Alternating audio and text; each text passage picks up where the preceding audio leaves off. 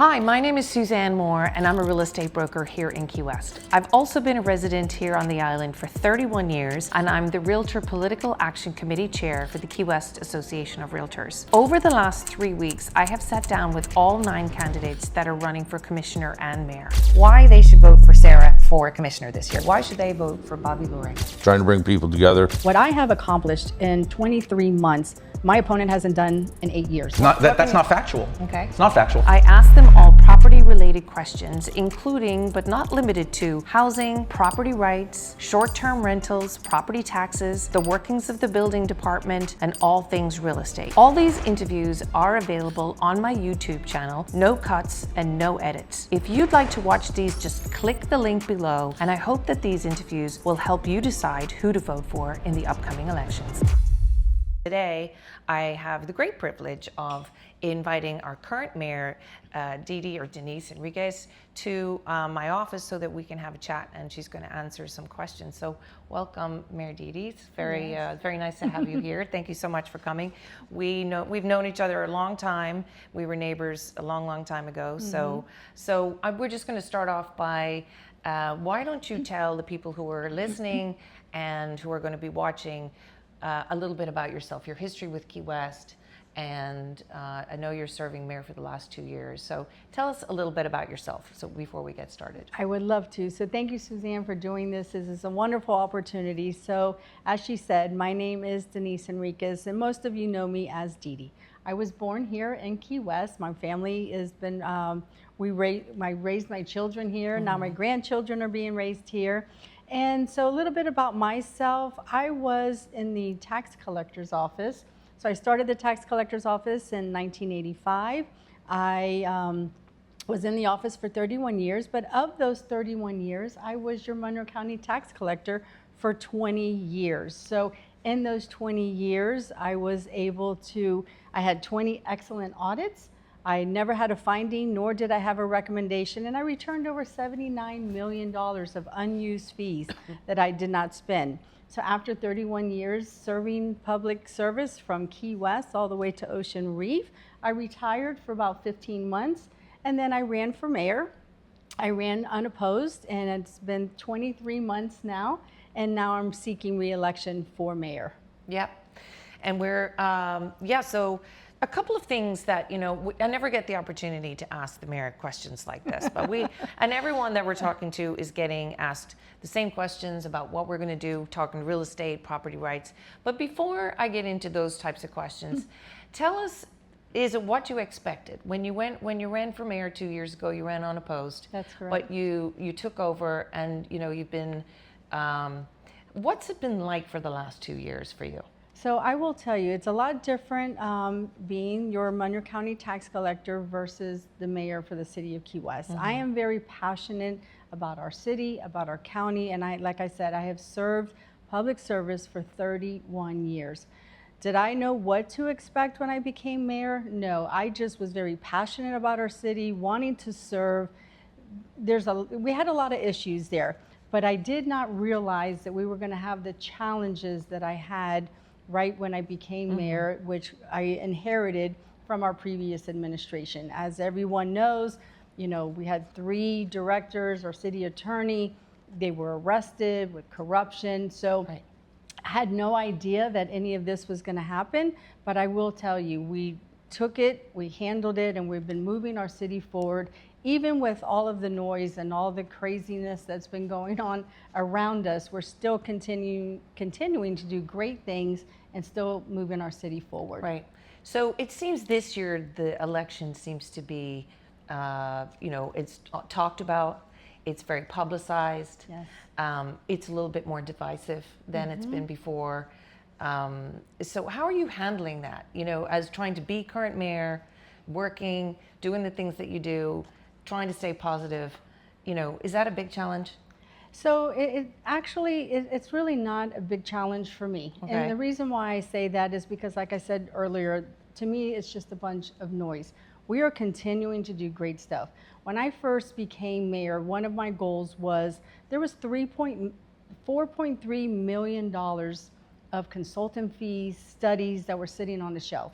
And I didn't go there to dust the shelves. I went there to move things off of the shelf. Right. And that's been my focus, because that's taxpayer dollars. I want to continue to move these projects that's been sitting there since like 2018, Right. and even previous. So that's what one of my focus was to start moving these projects off the shelf, and we've accomplished a lot in my first year. One of my other concerns is building the relationships back with our municipalities, our county, our state, and our federal level. And so my first year in Tallahassee, it was all about just building those relationships, because in our previous administration, we didn't have a very good relationship at the state and or federal level. And my goal was that when we called Tallahassee, I wanted them to say, oh, it's Key West. Pick up the phone, let's see what they need. Right. I didn't want them to say, oh, it's Key West, let's take a message. Right. And so when I went up there my first year, it was all about, we're under new administration, and we're here for you, let's start building those partnerships. Well, this year, we were able to go back to Tallahassee, and we brought back $5.5 million back to our city, which we haven't done that in 10 years. Right. And how did you think, just from the relationship building? Absolutely. Yeah. It was just the partnership, the relationships, and then we did it at the federal level. We went to Washington, and it was, phenomenal of the things that we learned and all of the grant money that's available. We didn't know that because nobody would go to Tallahassee or in Washington and represent the city of Key West. Yeah. So we are working and building those relationships at all levels of government.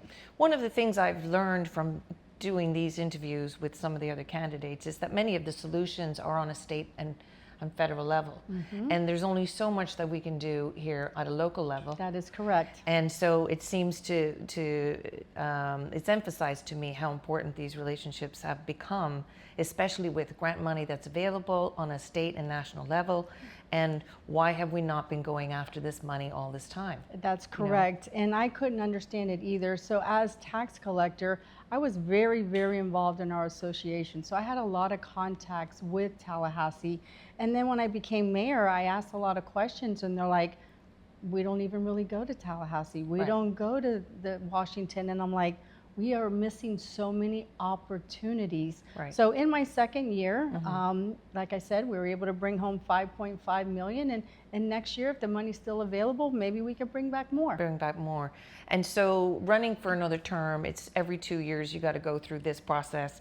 And it takes a lot of time, a lot of money, and so you feel like running again because you want to continue doing what you started doing for the last 2 years. That's correct. So Suzanne, in November, there's going to be something on the ballot to be able to see what the will of the people is, to be able to extend the term from 2 years to 4 years. Because running every 2 years, and I will do whatever the will of the people want, whether it's 2 years or 4 years, but to be able to extend it to 4 years, you're able to accomplish so much. Like I just said, my first year was just about building partnerships and relationships locally and at all of the other levels. And then the next year, we're able to start, bringing some money home. Right. Even if starting projects here. So it takes more than just the 2 years. And if we can extend it to 4, that would be great. But it's whatever the will of the people is. I've been in discussions about that before, and some people have said, well, what if you get a mayor that, that people feel that are not doing a good job, then you're stuck with someone for 4 years before you can do it again, or maybe they should do it the first time for 2, Right. and if they're doing a great job, then they should do it for 4. I mean, there's certainly things that we could do. But There's negatives and positives, but Yeah. even with the mayor, even with our city commission, Yeah. they're there for 4 years. If they're not Yeah. doing a good job, you're stuck with them for 4 Exactly, years. exactly. So it can go either way. Yeah, sure. Well, we're going to get into talking about some issues about property rights. Being in real estate, one of the things that, comes up all the time. On every election, year after year, housing is one of the big topics. And of course, because I'm a real estate broker, that's where we're going to start first. So Okay. because Key West has so little land left, and we're sort of developed to the max. That's correct. But yet, every time we talk, we get into an election year, we hear the word workforce housing, affordable housing. So let's kind of just dive into that a little bit. We have spent a lot of money in the last 5 to 10 years on workforce and affordable housing. Some people say it's not managed right. Other people say it's restrictive because of the income levels that you have to be under. We can't really build anymore. You know, where do you see all of this? Let's just kind of dive into your ideas about how do we, you know, do we continue to build more? Do we fix what we already have? Do we adapt existing buildings? You know, tell me your thoughts on our housing. So in my campaign, I mean, yes, affordable housing, workforce housing is always an issue. But I will say this, it's not only an issue here at the city or at our county, but at the state and even at the national level. So this is just something that is bigger than us. So what I have done in my last 23 months is we're chipping away. So talking about building those partnerships, our previous administration didn't have a great relationship with our Monroe County School Board and our superintendent, and it was about building those partnerships. We just partnered with them in reference to helping them be able to build 150 units. We're chipping away. That's for our fire, our police, our teachers, our nurses. So there's 150 units. I just went to a groundbreaking at the Housing Authority where he's getting ready to build 54 units. We just put a ribbon over the lofts. That was another 99 units. So anytime that we have an opportunity that we're able to have workforce or affordable housing, it's creating those partnerships, and I'll probably use that word a lot, but building on those partnerships to be able to work together to see how we can help our community. Yeah, there's been a lot of people have said we've spent so much money on it now, and that some of it, as you say, it's not utilized. We have you know, vacancies throughout some of our housing. That's correct. And because people are, you know, the income levels, which is set by the state level. And at the federal level. And at the federal level. Correct. So again, you know, is it something that we can discuss? Can it even be changed, you know, so that we can utilize, because it's so expensive to live here. Yes. And yet, you know, it looks on the state level that our people are making enough money or that they should qualify. But yet, you know, sometimes if we have a friend that's a realtor who is in one of these workforce housings and he says, if I make this sale, I make too much money and then I won't qualify for my housing. So it's almost like we're punishing people when they do well. And that is an absolutely correct statement. And I will tell you, as tax collector, we had an employee one time that she wanted to come work, be able to get insurance and benefits, but she did tell me, I cannot have a raise, because if I have a raise, then I won't be able to qualify for housing. So, and doesn't that sound just completely ridiculous in this day and age? It's sad. Yeah. It's very sad, because here she's trying to better herself and her family and her children, but yet she can't make as much money as she has an opportunity to make. So we, as city government, and at the state and federal level, as city government, that's a very small piece. But if we can just be advocates and speak to our delegation at the state and federal level, they're the ones that would be able to make change those changes. That is correct. I think it would certainly help, and I know like a lot of people have been talking about that. One of the other things about our housing, the city controls the zoning and the building height restrictions here at the local level. And as we adapt to climate changes, you know, and we have all these restrictions now, all new bills, new residential real estate has to be built up. If you're extending, has to be built up, but yet our height restrictions haven't changed in a very long time. So I see where some new bills have had some issues where the first floor is now super high, but yet they're restricted on the second floor so that the ceilings are lower. And this probably is something that we could change at a local level. Have you, what is your ideas about, you know, changing our height restrictions on the residential side? And then the other side is, of course, on the commercial level, you know, we've had a couple of the people that I've talked to have said we should be allowed to, you know, raise height restrictions in certain zones in town, you know. So what is your view on that? Well, also with the Live Local Act, that has some concerns with that as well, because there's a senator that's a huge advocate on that Live Local Act, And Can you explain to people what that that live is local? with the height variance, and they're talking about how it can only be 40 feet? Yes, high. And so we would still have to work with the state level, but if we could pass something here locally, hopefully that would support at the state level as well. Yeah. So yes, it is a big concern. When you have your king tides and just a regular rainstorm, Flagler is flooded. So there's a lot of concerns, and it's just one of those things that we're just going to have to chip away at. So staying on the property rights, is there any incentives that the city can offer to encourage property owners to provide long-term housing for the local workforce instead of short-term vacation rentals? And what do you think those incentives would look like? So as your previous tax collector, I was very involved with vacation rentals. So when I first started as tax collector, all I did was the collections. Then the Board of County Commissioners, I believe it was in 2015, transferred those duties from the clerk's office over to the tax collector's office as far as the enforcement is concerned. I was very, very passionate about vacation rentals. Everybody knows that. And I'm, follow the rules. So I was very active, like I said, and wanted to make sure that everybody was in compliance. So if you did not have your license and you were not in compliance, I would tell them, I would either make you get in compliance, I would shut them down, and then that would open it up to long-term rentals, and or I would put an assessment and or have you arrested. So I've gone from one extreme to the other. So we did have some people arrested in Key Largo. Oh, really? Oh, yes. And so I even created a hotline in reference to if anybody in their neighborhood would see a vacation rental or people coming in just over the weekends to be able to make some quick money. Do we have the hotline here in Key West? We don't, but I am getting ready to speak with our city manager in reference to implementing a hotline, because it was very, very effective, especially during COVID, when our city was shut down and people from Miami were coming in. And so the hotline was very active. Even the county wanted to use our hotline and, talk about partnerships, and I let them use it. So we do need to create a hotline here at our city. It was very effective.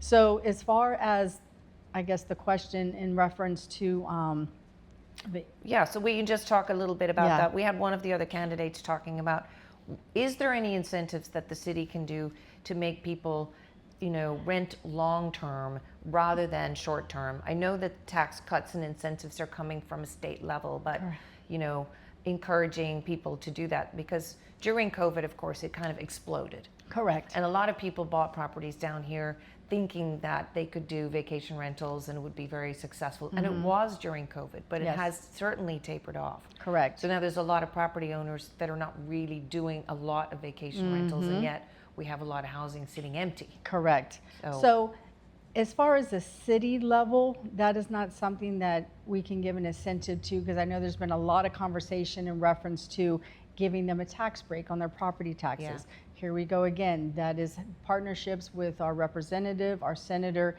to be able to sponsor a bill to say, okay, if they rent a house or they rent a room or whatever for workforce or affordable housing, they can have an incentive on their property taxes. That's something that would have to be changed at the state level. State level. Yes, ma'am. So before we get totally into vacation rentals, because we have a couple of other questions, there was one other question that it came up during the week with the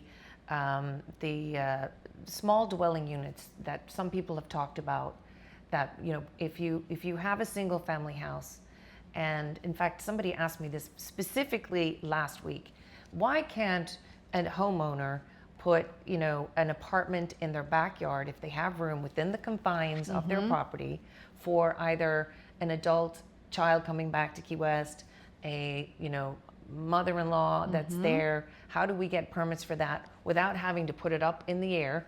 Because those new construction, and especially if it's for an older person, it makes no sense that they got to go up on stilts. What is your view about these accessory dwelling units? I'm for the accessory dwelling units because it will help with whether it's a mother-in-law or it would help a working family or a single person working.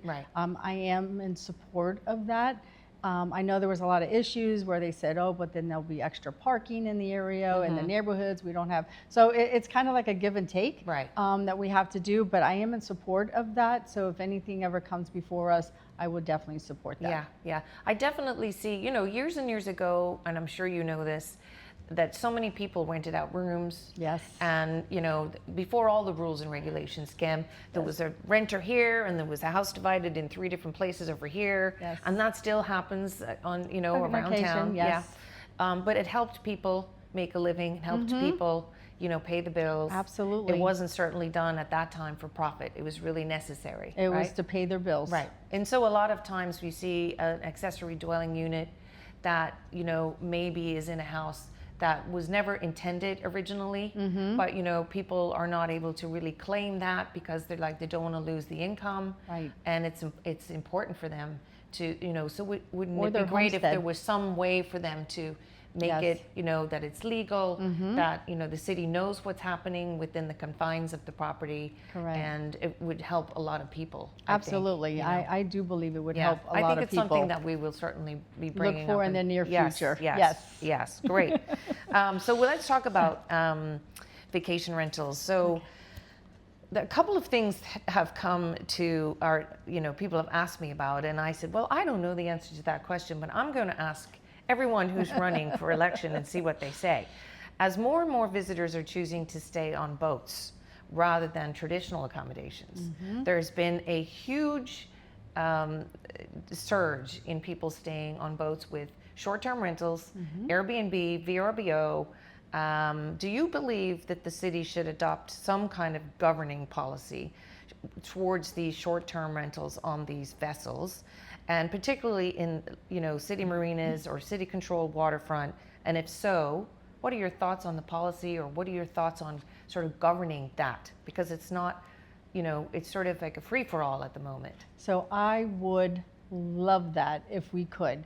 As again, your previous tax Yes. collector, I actually went out on boats looking for these people, and because it's a vessel. Yes. They have a vessel decal. We could not. Different rules. There is different rules, Yeah. and we could not enforce them. So if we can get something in legislation that would give us the authority to be able to do that, I would be 1,000% behind that. Yeah. Yeah. Because I could not do it at the tax collector level as well. Right. It's because it's a vessel. Well, it seems that, our TDC funds are spent on millions of dollars of marketing. Yes. To bring the people here. And then the people who are coming and staying on the short term, on these Short-term, vessels, yes. are not paying really any kind of bed tax or anything like that. That is correct. So they're benefiting from all the advertising, but they're not contributing towards the tax. That is correct. And so, it has been brought to our attention. What is happening? Is it just going to be like that forever? And I said, well, I don't know. I hope don't it's know. not like that forever. That's something that we could speak to, Yeah. Senator Rodriguez Yeah. and Representative Mooney Yeah. to be able to put something out there, and hopefully the legislation would support that. I mean, we're certainly not trying to punish anyone. No. They could still do short-term rentals, but there's safety standards. There's all these Water quality. the water quality. But one of the things that the city does is with the fire department, they go in and they check every vacation rental to make Correct. sure that they have fire equipment, smoke detectors. Absolutely. Those kinds of things. So I think maybe from a safety, would be a very good idea. Yeah, from safety to water quality to paying their fair share of tax. So I would Right. check every box and say all Right. of the above. Okay. Yes. All right. Good. Great. So the number of the legal short-term vacation, the transient licenses, let's talk about that. Okay. So since the transient licenses have expired in the Truman Annex, we now have the lowest number of transient rentals in Key West than we've had in a very long time. So they're so low, in fact, that the value of these transient licenses and the properties have escalated. So a transient license on the regular market now is probably worth $500,000. We never thought that was going to happen. Right. But we've seen them sell on the open market for $500,000. So do you believe that the city should maintain its current cap of transient licenses, or should they expand the number of licenses in the correct zones? and explain what you think about, transient licensing. Okay, so I know when in my decision in reference to Truman Annex, I probably was not the most popular person, but when I say something, I stand my ground. So in the beginning, when I first became mayor, that was one of the first questions that the media had asked me, because it was in August and they knew it was going to expire in December. Yeah. And I said, my stance is that I would say, no, we're not going to renew them. In my opinion, they had a beginning date and they had an ending date. 20 years of being able to have that opportunity where a lot of other people did not. Right. As far as transient rentals, I would not have a problem expanding them as long as everyone is legal. And like you said, if it's in the right zone, everything is done properly and it's legal, I wouldn't have a problem with that. We had a customer that, bought a house half a block off Duval Street, where there's lots of guest houses, transient rentals around. And his house is worth probably $1 million less than the house next door that has a transient license. Wow. So it's in the same zone. Everything around them is, and he's like, I can't apply, can't buy, can't find. So that was a question, is like, isn't it, if everyone equitable, is it fair? Right. So that's why we said, I don't know if we'll ever issue any more transient licenses. It seems to be something that everyone wants to try to get away from. But if it's in the right zone, maybe it could be a moneymaker for the city too. I would say if it's in the right zone and everything is legal about it, I don't have a problem with it. Right. Well, it's all about being compliant. Right. If the city was able to make $500,000 for every transient license that you issued, Correct. and that money could go towards the budget, and it's in the right zone, it makes a lot of financial sense. So that's something that we can look at in the near future. Yeah. Okay. Absolutely. All right. So a previous commission, and I think it was before you became mayor, proposed a policy that would have prohibited any more monthly vacation rentals. So if you were if you had one like today, you could continue doing your monthly rentals. Okay. But any future purchase of a house was going to be eliminated. It got a lot of pushback from the realtors because we felt that it doesn't seem fair that a future buyer no longer has the opportunity to monthly rent their property when they're not using it. So we were wondering, as the realtors, because that was something that we didn't particularly view very favorably. Right. What is your take on that? Do you think that we should continue giving everyone equal property rights, or would you want to, put a cap on the monthly rentals as well? I mean, when you do monthly rentals, could take away from workforce housing, affordable housing, or even having rental. Long-term rentals. Yeah. So I would have to get a little bit more information on that to see what the pros and cons are and see why the Realtors Association would be so opposed to that. Well, here's the scenario. So I don't rent my house out, but the house next door to me is a long-term monthly rental. Okay. And so when this bill came out, or was proposed, when it was proposed, I said, well, I don't rent my house out, but if I'm not ever allowed to rent it out on a monthly basis and the house next door to me is, then my value suddenly is diminished because I don't have the same rights as the property next door. That's true. And so the realtors said what it does is it prevents any future owner from being able to do monthly rentals, which of course the vacation rental companies were like, that's our livelihood. Right. You're going to, so that's why, it didn't get a lot of traction because it got a lot of pushback. People felt it could reduce the values of property in the future. So we just wanted to see if it doesn't sound like you have any ideas to do this in the future. No. So No. because it was something that was talked about a couple of years ago, we just wanted to make sure that that wasn't coming back on to. No, there's been no conversation in reference to that at all. Okay, Yes. good. And regardless of the number of licenses, do you believe the city is currently doing enough to enforce the rules regarding vacation rentals, or would you encourage stronger enforcement? I don't believe that they're doing the best to their ability. Because Is that because we're understaffed, or do you? What is it? Is it technology? What is it? So Okay, so when I did the enforcement, I did partner with the city when I was tax collector because they had a software that they created to be able to identify all of the vacation rentals. And so I kind of mirrored that, and I had our IT department do the same thing. So from Key West all the way to Ocean Reef, we had all the TDC accounts. They were all lit up in green. And anytime they would go on Airbnb or VRBO, it would highlight in red if they had an advertisement that we didn't have an account for. I see. So I think they've kind of got away with that. And I guess because I was so aggressive in reference to making sure that everybody was compliant, because we were always working with the city, I don't see that aggressiveness in reference to vacation rentals.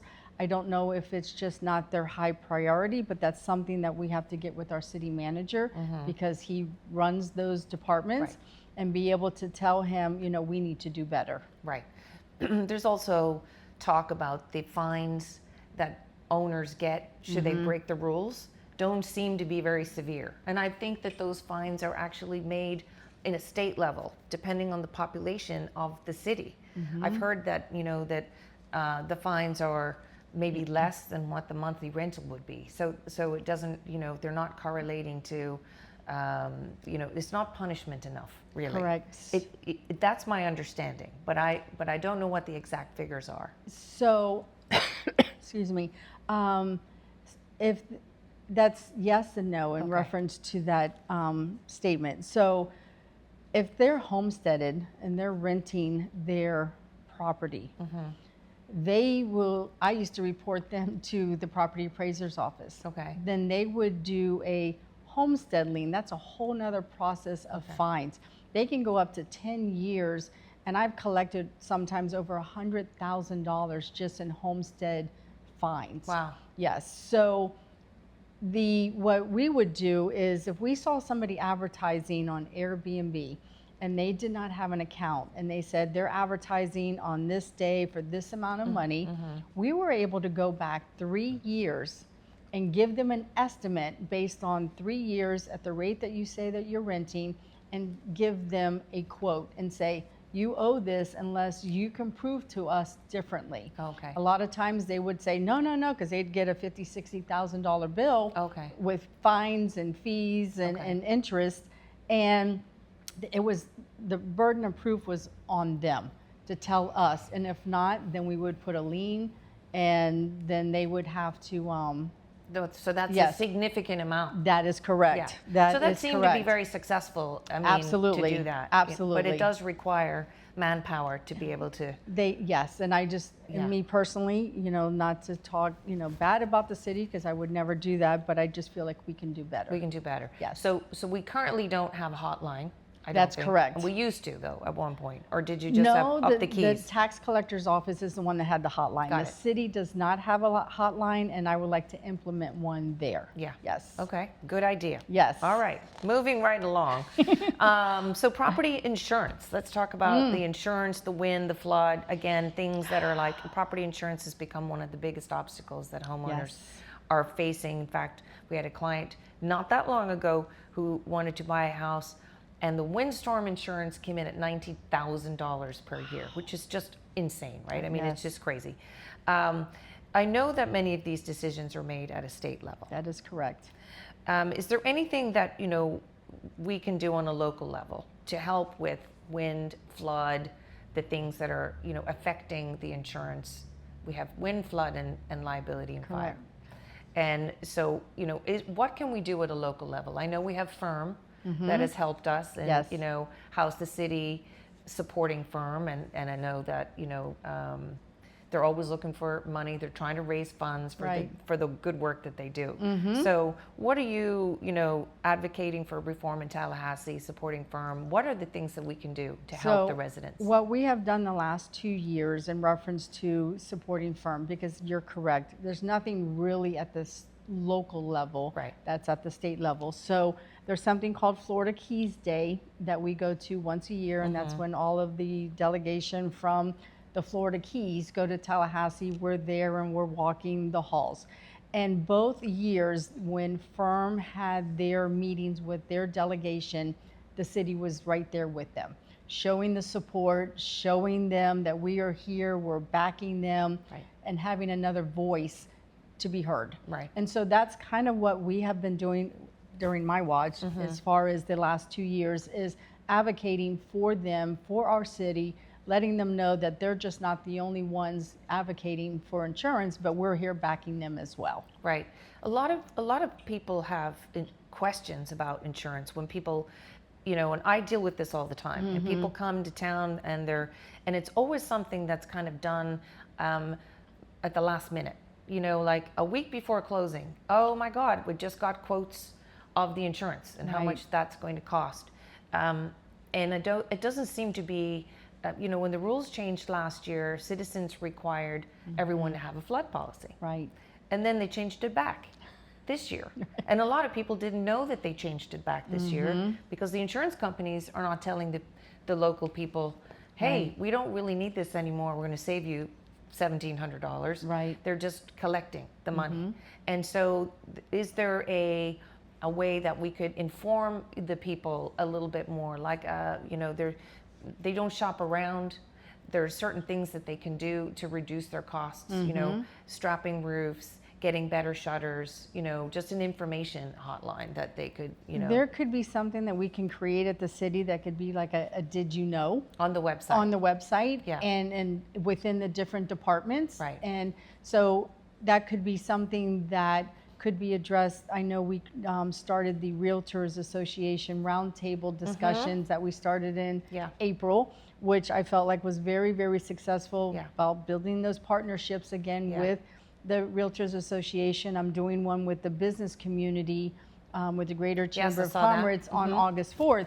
And so to be able to put a name and a face with the different departments, and to me that would be an excellent idea when we have our next one, to be able to communicate with them and say, hey, can we do a did you know, and with the building and all these different things, and add the insurance, Right. the straps and everything that you're talking about. Yeah, because there's so many different kinds of shutters that people can put on, but they don't realize your door has to be, to get Correct. that additional deduction.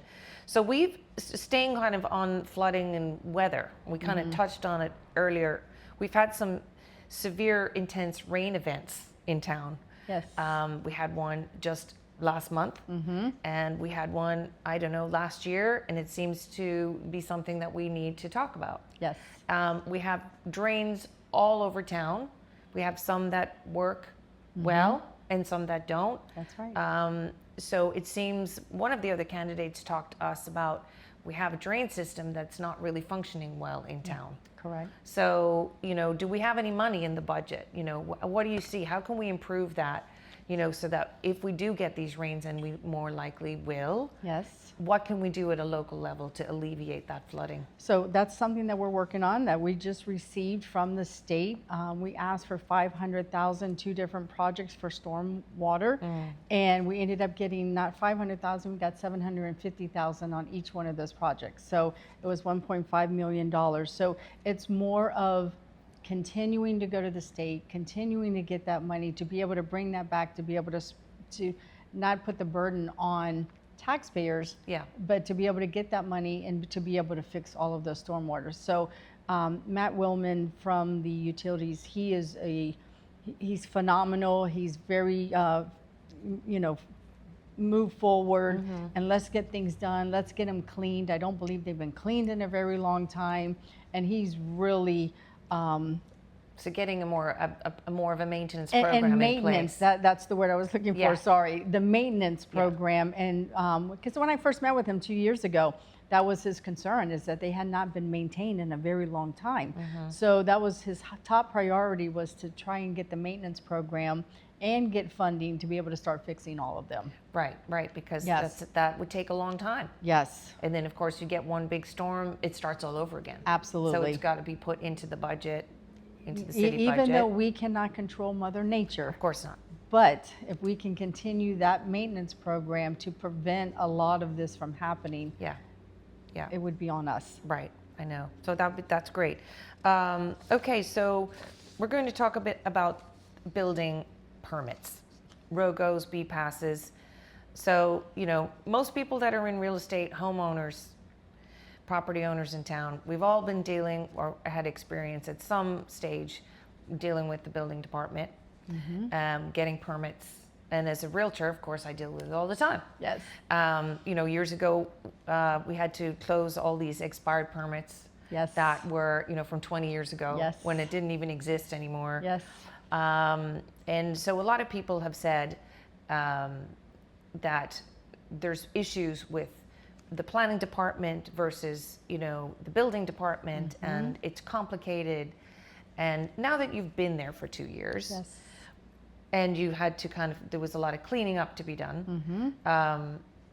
Tell us a little bit about your vision on that, because there's 16 departments, I believe, at City, and there's a lot of, you need to talk to this person, and then this person, and then this person, and then go, there's a lot of, Yes. and how can we streamline it to make it So- a little easier for the folks that are buying houses that just want to redo a little bit of their house, that just want to, replace an existing structure or replace an existing driveway, Yes. to make it a little bit easier for people? It needs to be more streamlined. And that is one thing that I even spoke about at the chamber forum, is that because they wanted to know what was one of the departments that needed more help. And my first thing was the permitting department, the building department, because a lot of things that I've heard, and it was just recently with 2 businesses that are trying to open up. And, I'm very passionate when it comes to, the business community, is that they're permitting, they don't know where their permits are. They don't return their phone calls. And like I said, I don't really like to talk negative about the city, but we do have efficiencies there. Or even their timeline. They don't know where their timeline is, and there's not a lot of communication. Right. So, in working with the city manager, he knows that there are deficiencies, and he is starting to try and streamline all of that, because I've actually had people come in from the business community, because every day that they're not open, or somebody's trying to fix their home because there's, for whatever reason, time is of the essence. Whether they're in business and every day that they're not open, they're losing money. Yeah. Whether they're trying to fix their home because it's hurricane season's coming and they need to get it fixed before then. To me, communication is key. Letting everybody know where they're at in the process, what they need. So from the permitting to returning phone calls, returning emails, giving them a timeline and making sure the timeline is accurate, there needs a lot of bit of maybe a little bit more user friendly. Yes. Because I think people are intimidated a little bit, which it shouldn't be like that. No. That the city is working for the residents. That's right. And, I don't feel like that our people should be intimidated by going into the building department and saying, I need to apply for a permit for this. It should be an easy, streamlined, and, I've been in there many times, and the staff, very friendly, very nice. But I think people are just not, again, on the website, an easier way for things to happen, a quick, speedier way that's a little more user-friendly. Yes, that they got to remember, we are here to serve. Right. And we are here for them, and it's all about customer service, and I'm, all about customer service, always have been. And so when people ask me, what would you like to see fixed first? And I am like, the building department, permitting, communication, and transparency. Yeah. Okay, great. Yes. And then let's kind of go to the ROGO BPAS allocation system. So, we don't have very many at this point. We talked about, we don't have any land. Right. And we have very little BPAS. Correct. And we have very little ROGOs. Yes. So I know that we awarded some of the ROGOs we got from the state level, and I think maybe they were sent up to Key Largo. One of the other candidates that's running saying maybe we should have those back. Right. I mean, what do you think of the current system that we have? And is there, do you think it's a good system? Tell us a little bit about. So those ROGOs were given to the county. Right. So then they're the ones that distributed the ROGOs. So not that we have a lot of control of how they make their decisions. So yes, we received very little ROGOs. I know there's been a hot topic right now in reference to the Key Plaza Shopping Center, in reference to why isn't there housing? Well, we had the ZIP, zoning in progress, that expired in reference to trying to put housing there. There's no B passes to be able to put housing at the Key Plaza shopping center. Right. So because there's nothing in place, did not require them to be able to put housing. And a lot of people are saying a lot of false narratives out there. They're blaming the city. That's correct. And so let's just talk about it. I mean, they're just like saying, hey, you didn't require this. Yes. It's your fault. Yes. And so, like, talk to the people. I mean, Yes. number one, we don't have them available. Exactly. And, where do we get them from? Do we go to the county? Do we beg? Again, relationships in Tallahassee. Correct. But let's just be, a lot of people want to say stuff on social media. Of course. So, like, what is the actual facts of that particular Yes, and development? our public information officer, she did put something out there on Facebook, Yeah. and I believe it's on our website. I'm not 100% sure with that, letting people know that these are the reasons why they weren't required to have them. It's not that we didn't want them to have housing. Right. We would love to have them build housing, but they weren't required, and there's a difference. To be able to get more B passes or ROGOs, it has a lot to do with the hurricane evacuation Yes, of course. as well. So there's a lot of moving parts Yeah. in all of that, and it's just more, I believe, of education and letting people know Right. what is, what we have, what we can and can't do, and it's the educate. Educate. Yeah. And yes, and well, you can put it out there. Mm-hmm. You can spread all the information out there, the facts. Correct. But sometimes I think fact versus myth is Yes. always a good way to get Yes. to get the information, because after the third sentence they kind of stop reading anyway. Right. So sometimes you just have to do one-liners, facts versus myth. Right? Correct. Of what's Yeah, actually it's called happening. selective hearing, or they Uh-huh. just pick out certain words that they want to read. Exactly. So we're going to get into probably your favorite subject now, which is taxes. Okay. Right? Because Yes. you were a tax collector for Yes, many ma'am. years. So there's been a lot of talk with the changes coming from Tallahassee. Yes. And, when the governor first proposed to remove all property taxes for homestead, I Yes. know that, I heard you speak about that. Yes. And the ramifications that would happen. So that's kind of gone, you know. Yes. Thank God. I think you're probably like, thank God.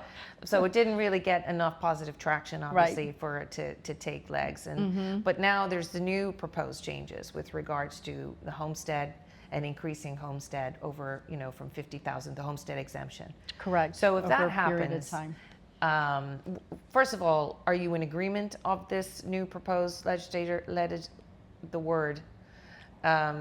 legislature? Right. And are you in agreement of that? And if that kind of happens, and it's something that could be proposed over a number of years, will reduce our revenue. Yes. So, and then where do we get the revenue from? Okay, so that's a very loaded question. Yes. So. I'm going to. So you can attack that any way you like. Okay, so property taxes. Matter of fact, walking door to door with for my campaign, because I walk every single day. I had one young lady on Sunday ask me that question, and it's been great doing door to door because I get that one-on-one interaction. And she knew I was tax collector, and she had asked me, about am I going to vote for it in August? I said, no, it'll be on the November ballot. Right. And I said, but what I'd like to do is get your tax bill, and I'm going to show you when you vote on this one, or this one, I'm going to say, okay, this is how this is going to affect you. This is how this is going to affect you. And if it's 3 items on there, this is how it's going to affect you. And she's like, you will really do that? I'm like, absolutely. This is what I do. Whether I'm previous tax collector or mayor, I serve no matter what. People have got to understand that eliminating property taxes is also eliminating services. I will take mosquito control for an example. So mosquito control, their budget is based on property taxes revenue only. They don't get grants, they don't get gas tax, sales tax, all these other taxes. It's based on property taxes. So I explained to this young lady on Sunday that on her top of her tax bill, it's based on her values and the millage rate. So her mosquito control, I'm just going to say it could be $100 is what she pays based on her value of her home. If they remove the mosquito control would be removed because they're going to eliminate that service. They will now put it on as a non-ad valorem. And what that means now basically is going from the top of the bill down to the bottom of the bill. That is a flat rate. That is a rate that everybody will pay no matter what your value is. So if it's, they're going to need $300 now because of the values and how everything changes, and they need X amount of dollars to be able to continue the services for mosquito control. Her mosquito control can go from $100 to $300. So I'm going to see in the near future that a lot of these services will now become non-ad valorems, just like the city was trying to do the fire assessment.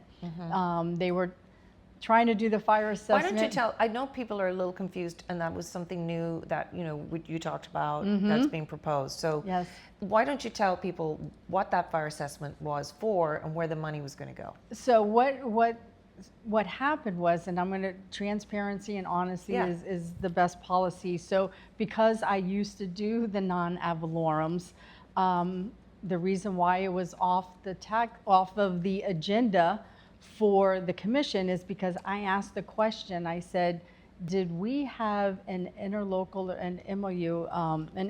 agreement with the tax collector's office to be able to put this on the tax bill? And they were like, what do you mean? No, it's a non-ad valorem. We have it already. And I said, well, so I called the tax collector's office, and I'm like, does the city have an interlocal agreement with you all in reference to do a fire assessment? No, Mrs. Henriquez, we don't have one. And I'm like, I'm sorry. So that morning I did tell the city, I'm like, if you're going to put this on the agenda, people need to know that you do not have an interlocal agreement. And so it was pulled, and now it's not going to be on until next year. So the fire assessment is more because of them wanting to remove the services. And we want to be able to say it is on our tax bill, and if I have a fire, I want the firemen to be able to go there and be able to put out my fire. Right. So that is basically the reason for the fire assessment. But it didn't happen this year, and it'll probably happen next year. They really didn't have a rate. So it was just not something that was clear, and if it so cannot, it got pushed down the road. It got pushed down the road, and if it cannot be clear where we're going to know what the assessment's going to be, and the I's are dotted and the T's are crossed, I cannot support that. Right. Well, so there's a lot of talk about with the millage rate, and should it go up, go down, all of the assets that Key West, the city of Key West owns. Is there anything that we can do to use those to help raise money? Now we've just gotten Higgs Beach. That's something that we just acquired, which I'm very excited about. So the question really is, of course we have the bonds, we have the new firehouse. What is your view on that? Are you in agreement that we need a new firehouse? Because some candidates have said it's going to cost, I don't know, $30+ million to build. Do you think we need it? Do you think it's important for the city of Key West to have state-of-the-art fire? You tell me your thoughts on just that for our. Yes, ma'am. So I am in agreement that we need a fire station. I am one of those mayors that I am very hands-on. I just this morning I rode down Duval Street before I came here because they planted trees, and I wanted to make sure and see for myself where those trees were planted. I did a tour in the fire station. And that fire station is full of mold. I went to where they take showers. There was weeds coming through the bottom floor of the shower. Wow. So every time that they took a shower, they were watering the weeds. And I feel that these men and women go out and protect us each and every day.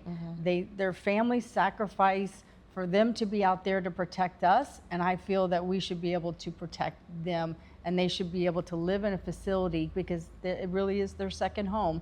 They should be able to live in a facility that they're not going to get sick with the mold and everything else that they have going on there. Okay. Talking about the maintenance. Yeah. So so you're definitely in support of that. That is correct. 100%. So how do we... I don't believe you mentioned a $30+ million facility. I think it will be a lot less. It'll be in the 20s, not in the 30s. Okay. All right. Well, Even though 20, we'll have to even come though back to 20, that. even though 20 million is a lot of money, but I do believe that they should be in a facility where they could feel comfortable living. Yes, of course, of course. So how do we, prevent? I mean, let's be honest. You're campaigning against Sam, and Sam believes that we shouldn't. And I don't want to speak for Sam because we're going to have a conversation with Sam. But when it comes to taxes, we've heard in other forums saying that the city owns a lot of assets in town. And can we use those assets to make more money for the city? How do we prevent taxes from keep going up while maintaining the services that we're able to provide? So yes, my opponent is going to say that I raised taxes twice while I've been in office. So did I approve the budget? I did. Did he want, and I don't want to talk negative or anything, but part of that process was continue to have services. Well, when you want services, they cost money. Knowing that you'll get the votes, it looks good when you vote no, and everybody else votes yes. So of course it is raising taxes. You have to remember a lot of that was commitments to the collective bargaining with the police department, with the fire department, COLA, cost of living. That's all automatic increase. But I will tell you this, in the last 10 years, we've never had a minus rollback. 10 years. I went to my budget review yesterday. We've never had a minus rollback. It's always been an increase for the last 10 years. This year was presented to me. Brian, our city manager, has heard our community, has heard us speak to him that we have to have a minus rollback. What was presented to me was a -1% rollback. Yeah. And it could be up to 5%. It's up to us. They did do a 10% minus rollback with the Doge, which it's exercise that they had to do in the event. You never know what the next governor is going to ask for.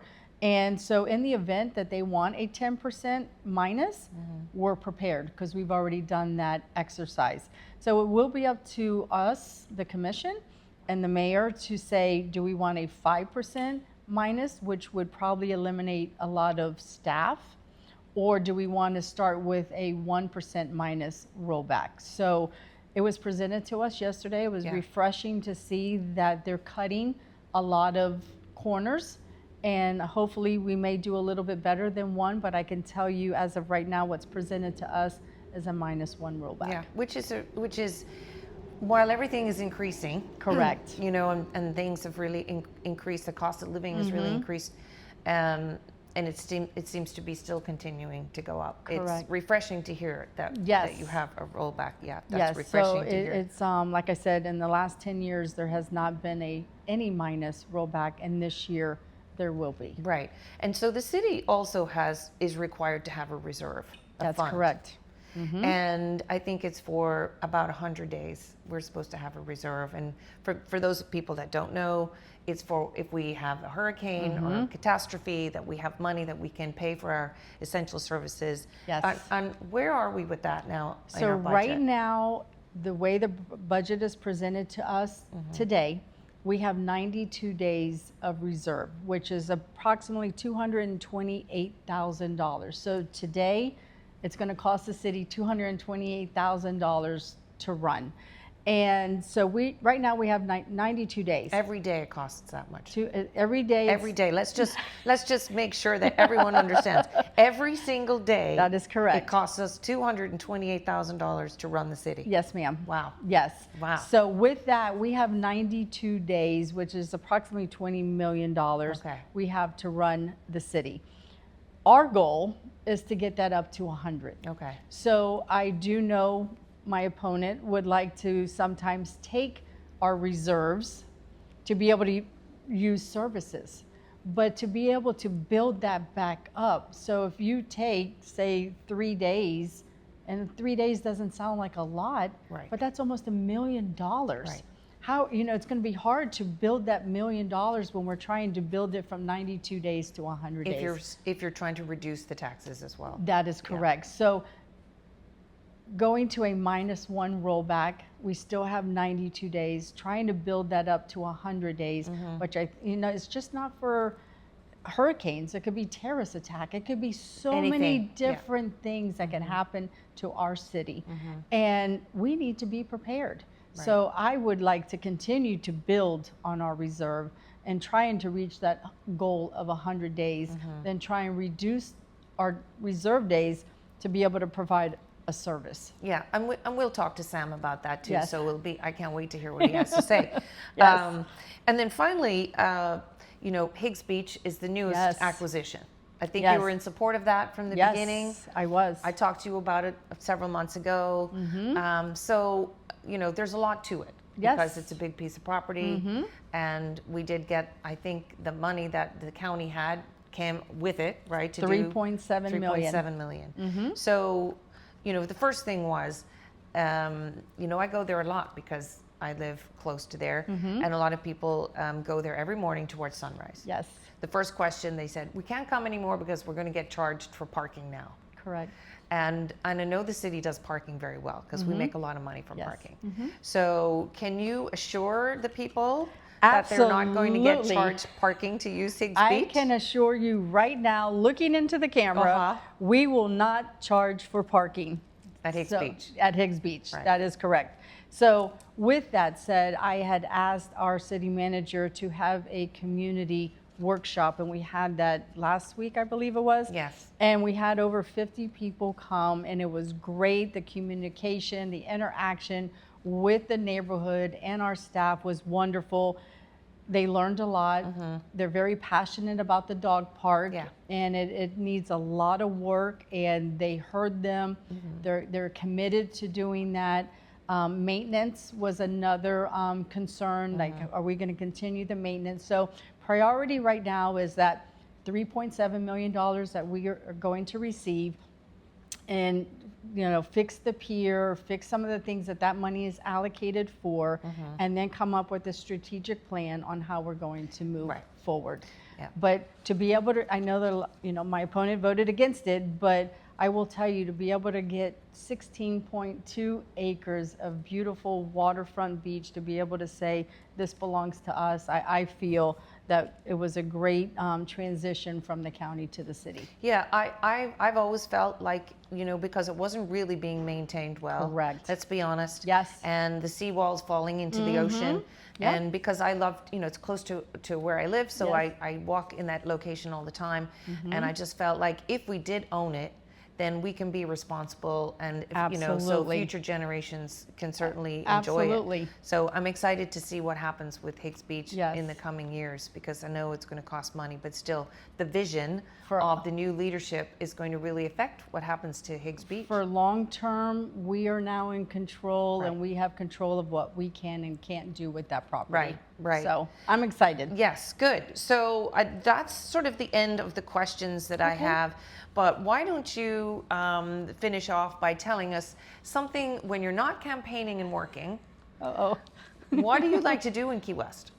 I like to do, well, first of all, my grandchildren. Okay. They're top priority. But How many grandchildren I do you have 2 grandchildren. I have I have one on the way. So I have a granddaughter that is 6. I have a grandson that is 4. And my son announced to us a few weeks ago that they're getting ready. Congratulations. Yes, thank you. They're going to have a little girl that's going to be born on Christmas Day. Oh my gosh. Yeah, I Wow. know. So we're very, very excited. So, but we take the grandkids to the water park at Truman Annex. We go to the Seaquarium.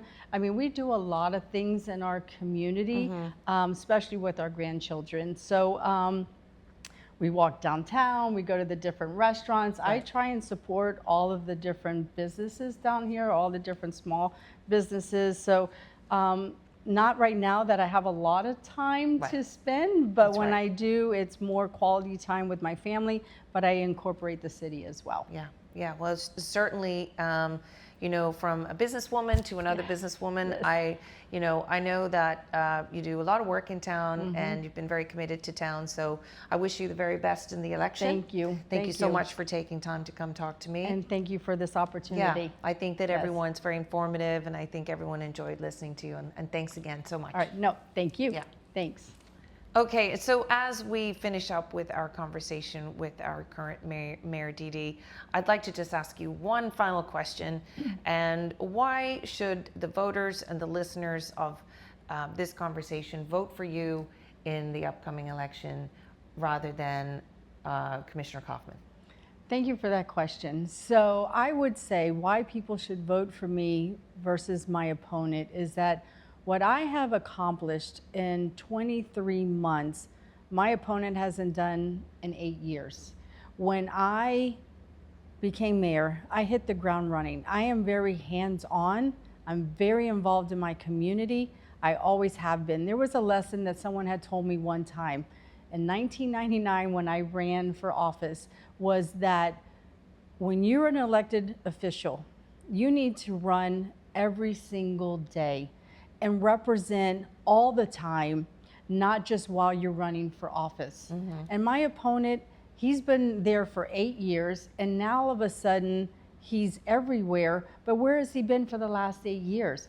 I do it every single day, 7 days a week. I am hands-on, and like I said, what I have accomplished in 23 months, bringing home $5.5 million. Why hasn't he gone to Tallahassee? Why hasn't he gone to Washington, D.C. to represent the city? Why, I'm building up partnerships with the city, the county, the different municipalities, the state and the federal level. Why hasn't he done that to try and bring money home and build those partnerships?